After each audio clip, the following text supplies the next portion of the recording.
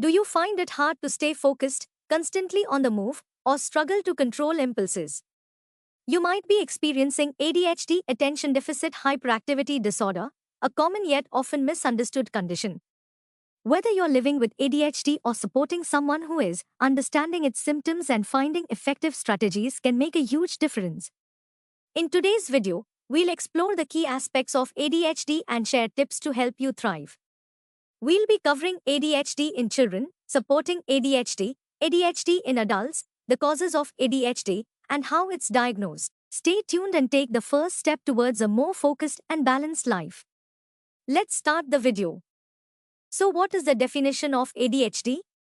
Attention Deficit Hyperactivity Disorder, ADHD, is a developmental disorder marked by persistent symptoms of inattention, hyperactivity, and impulsivity. Some people mostly have symptoms of inattention. Others mostly have symptoms of hyperactivity and impulsivity. Some people have both types of symptoms. It is a condition which impacts people's behavior.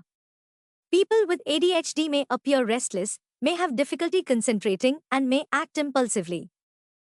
Before we go ahead, make sure to like the video, subscribe to our channel, and hit the bell icon for updates.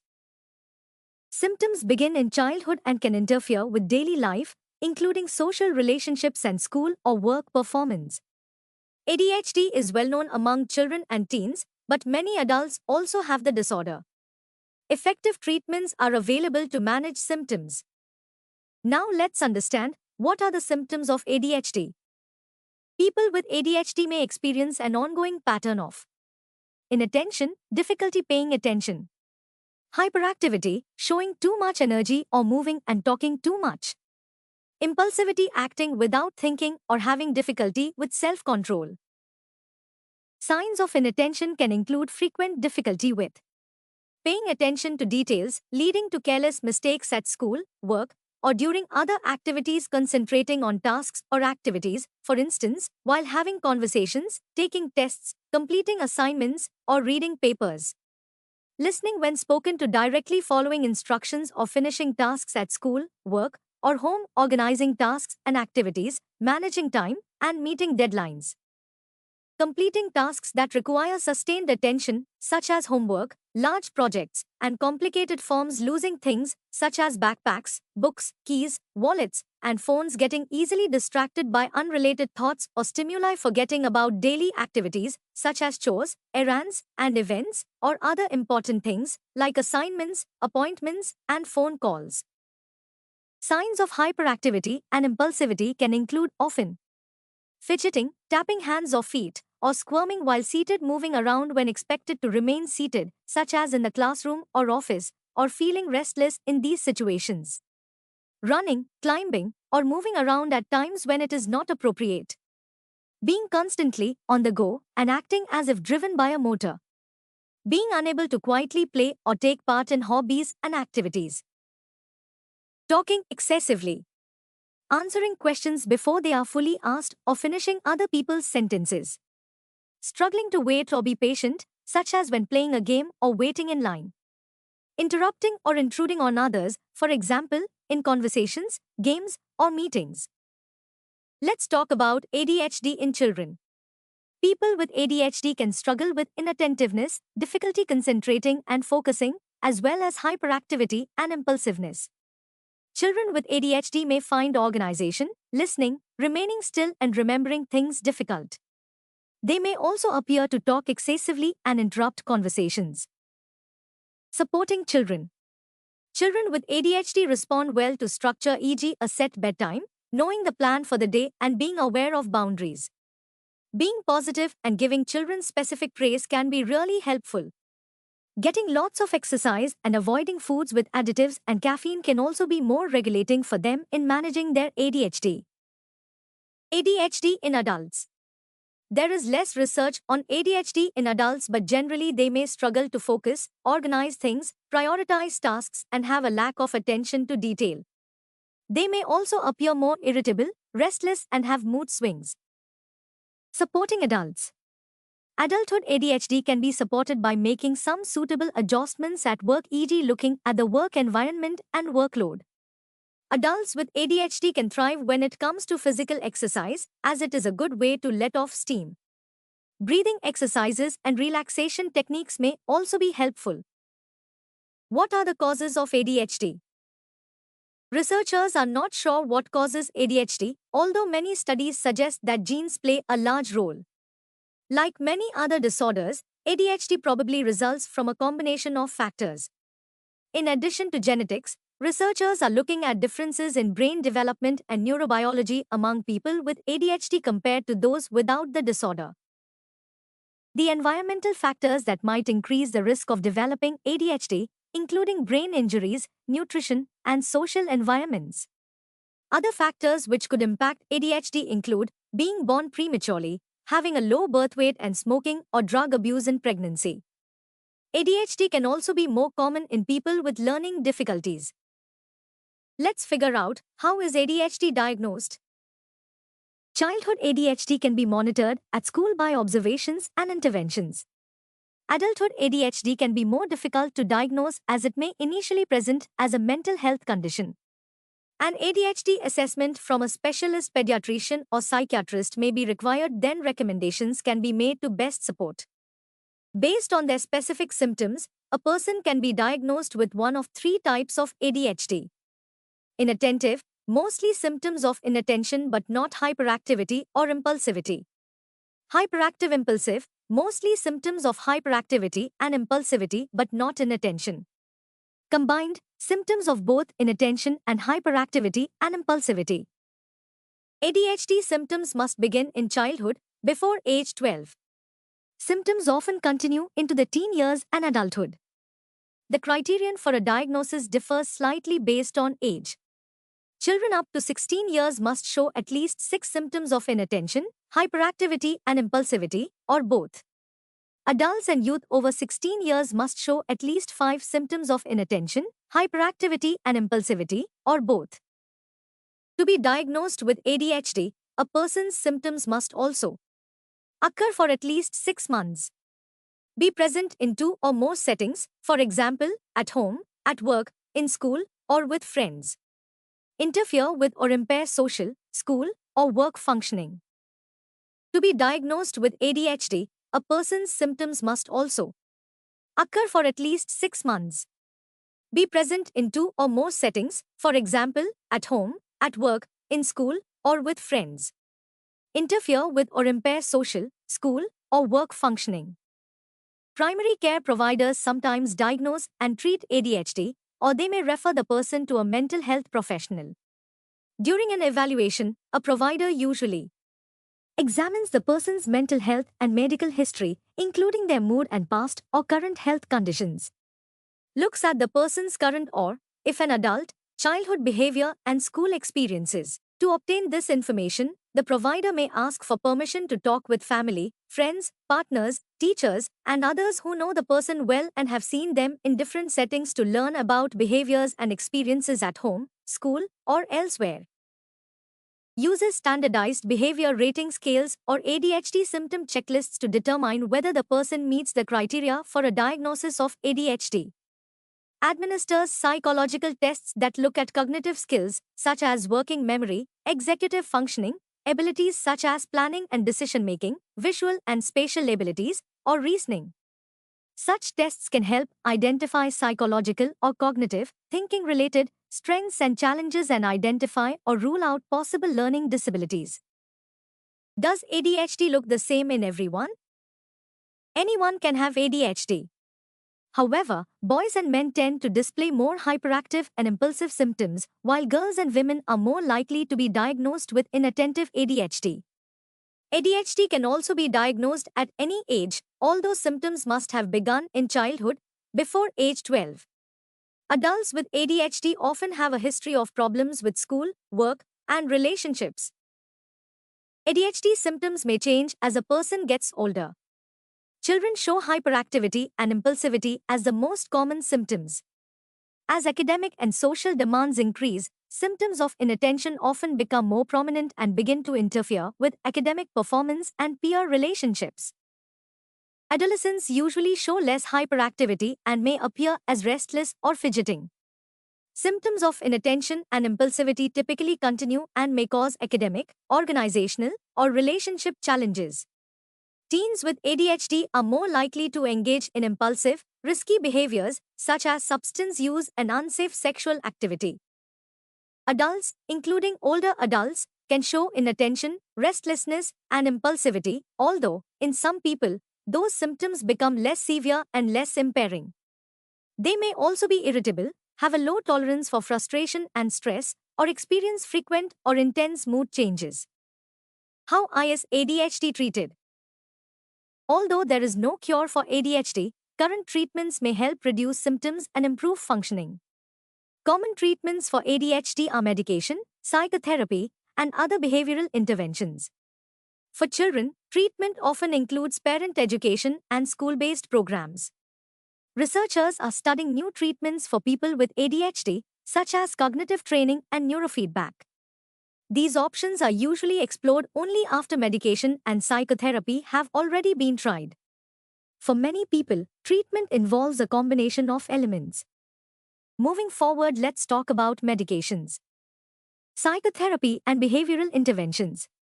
Psychological interventions for ADHD can take many forms and be combined with medication and other elements for parents, families, and teachers. Adding therapy to an ADHD treatment plan can help some people better cope with daily challenges, gain confidence, or manage impulsive and risky behaviors.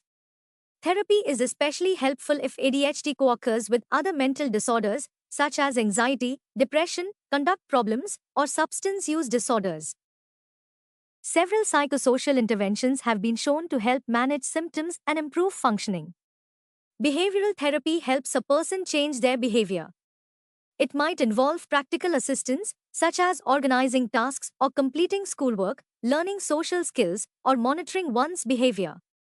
Cognitive behavioral therapy helps a person become aware of attention and concentration challenges and work on skills to improve focus and organization and complete daily tasks, for instance, by breaking large tasks into smaller, more manageable steps. Family and marital therapy helps family members learn to handle disruptive behaviors, encourage behavior changes, and improve interactions with children and partners. Therapy for children and teens requires parents to play an active role. Treatment sessions with the child alone are more likely to be effective for treating symptoms of anxiety or depression that may co-occur with ADHD than for managing core symptoms of the disorder. Mental health professionals can educate parents about the disorder and how it affects a family. They also can help parents develop new skills, attitudes, and ways of relating to their child. Examples include parenting skills training, stress management techniques for parents, and support groups that help parents and families connect with others who have similar concerns. School-based programs. Many children and teens with ADHD benefit from school-based behavioral interventions and academic accommodations. Interventions include behavior management plans or classroom-taught organizational and study skills. Accommodations include preferential seating in the classroom, reduced classwork, and extended time on tests and exams. Schools may provide accommodations through what is called ADA 504 plan or, for children who qualify for special education services, an individualized education plan, IEP. Cognitive training. Cognitive training approaches involve repeatedly using a program or activity over several weeks to improve specific functions, such as memory or attention. Exercises are tailored to the person's ongoing performance. Cognitive training is shown to modestly improve the tasks being practiced.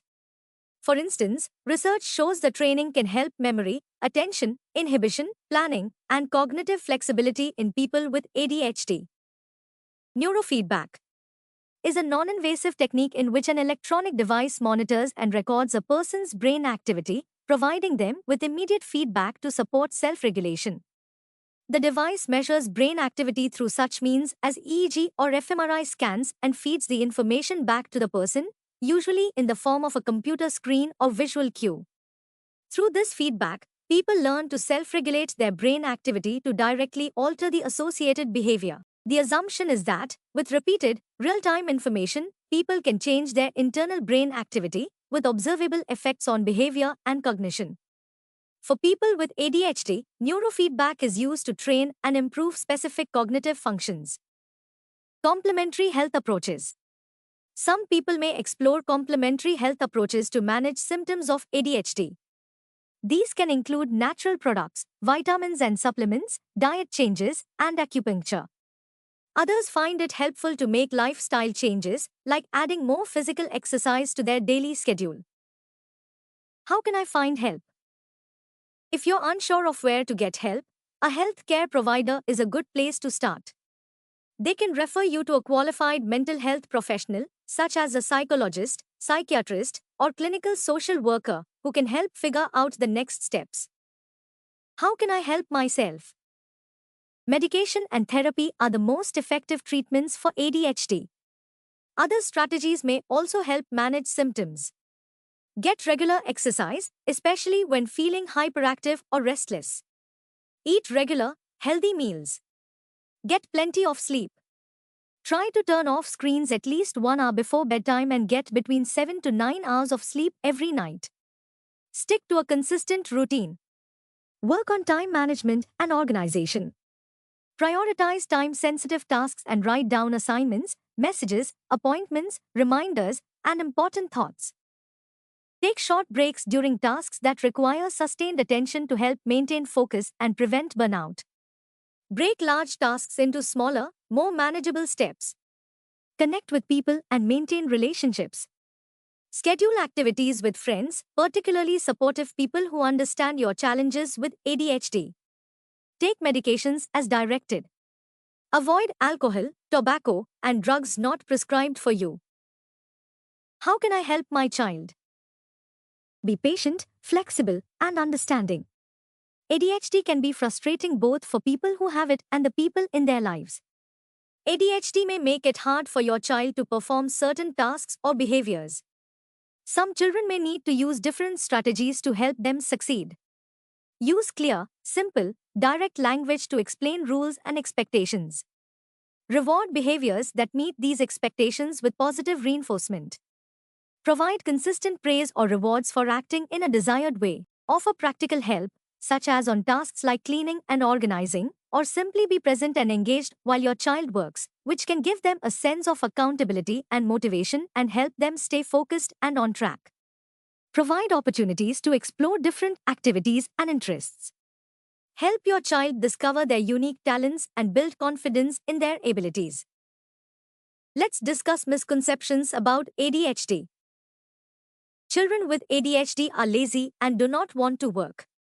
Watching too much television or playing games can cause ADHD. ADHD is caused by poor parenting. Poor parental discipline causes ADHD.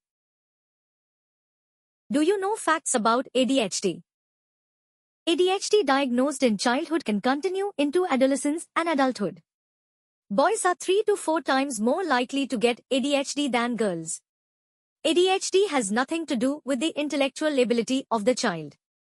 Children with ADHD have problems in focusing their attention due to coordination problem in certain brain regions. Children with ADHD tend to be highly emotional and sensitive to tense situations. Stressful, children with ADHD are unable to complete tasks as they are distracted easily and may jump from task to task without completing any one of them. Children with ADHD may be unable to stop themselves from interrupting others' activities or blurting out answers to a question before it has been completed. Behavioral aspects of children with ADHD. Inattention. Fails to give close attention to details. Makes careless mistakes in schoolwork, at work, or during other activities. Difficulty in sustaining attention during daily tasks. Often distracted by external stimuli. Forgetfulness in daily activities. Avoiding activities that demand sustained attention. Does not listen when spoken to directly, unable to organize himself/herself for daily activities. Loses things frequently. Hyperactivity. Plays with hands and feet while on seat. Climbing trees, walls and high areas excessively. Has excessive energy and highly physically active. Unable to engage and play in leisure activities quietly. Talks excessively. Unable to sit in one place. Impulsivity. Answers before questions are completed. Interrupts and intrudes others' activities. Unable to wait for his/her turn. Impact of ADHD child on family. An ADHD child requires a lot of attention, care and emotional support from the family. This may be emotionally and physically draining for the parents as it requires a lot of effort on their part. It may also cause a lot of stress to them. Family members often think that their child's behavior is intentional.